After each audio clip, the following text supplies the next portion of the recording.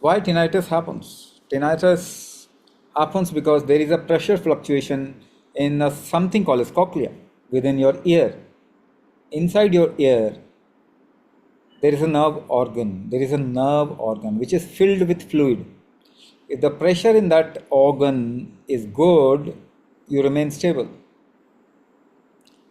You remain stable. The listening sense also remains stable. But if the pressure fluctuates, it creates a sound. Unwanted sound, unnecessary sound, and that's what you tend to hear. If you correct the pressure of that cochlea, tinnitus becomes fine. Tinnitus becomes fine. We have many people who have cured tinnitus by doing Kumbhak practice. Okay, so can tinnitus be cured? Yes, but not through a pill. See, we run different programs. Thyroid, you will have to define a disease in a different manner, in a functional manner. Only if you are able to define a disease in a functional manner, by doing something you can correct the disease.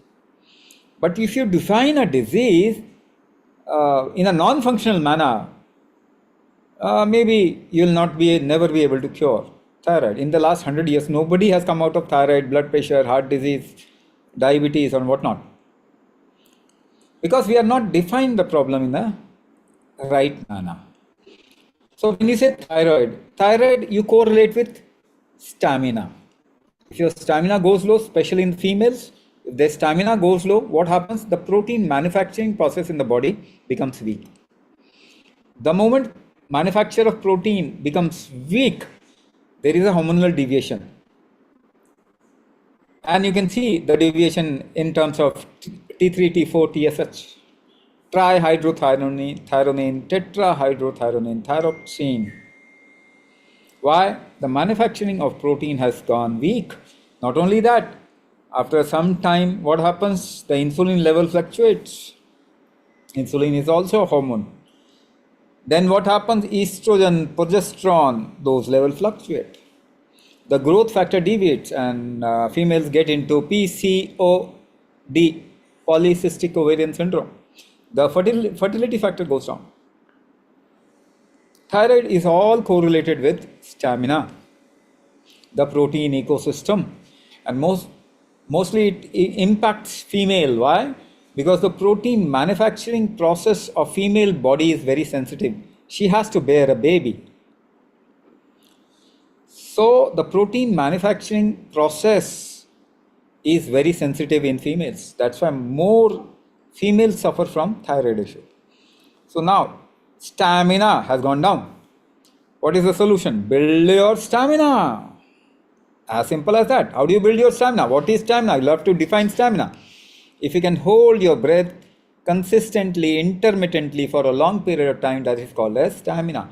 Because if you can work for a long period of time, make effort for a long period of time, that is stamina. How do you make effort? By holding your breath. So you can hold your breath intermittently for a long period of time without getting into difficulty, that is called as stamina. So Kumbhak improves stamina. And the moment your stamina goes fine, you'll see the hormonal level fluctuation in your body also becomes stable.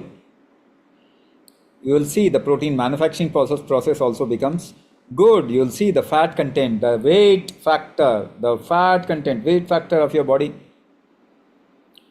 becomes better. That means you start losing weight. The protein, the muscle of your body improves. The regeneration of muscle improves. Somebody asked about fibromyalgia.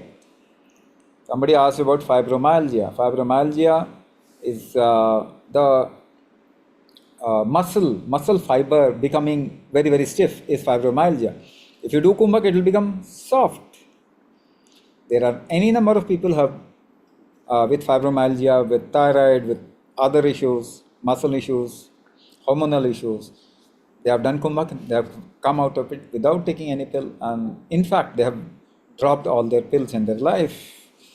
So if you are surviving on the support of your pill, your life is not good, and it will become worse day by day in coming times.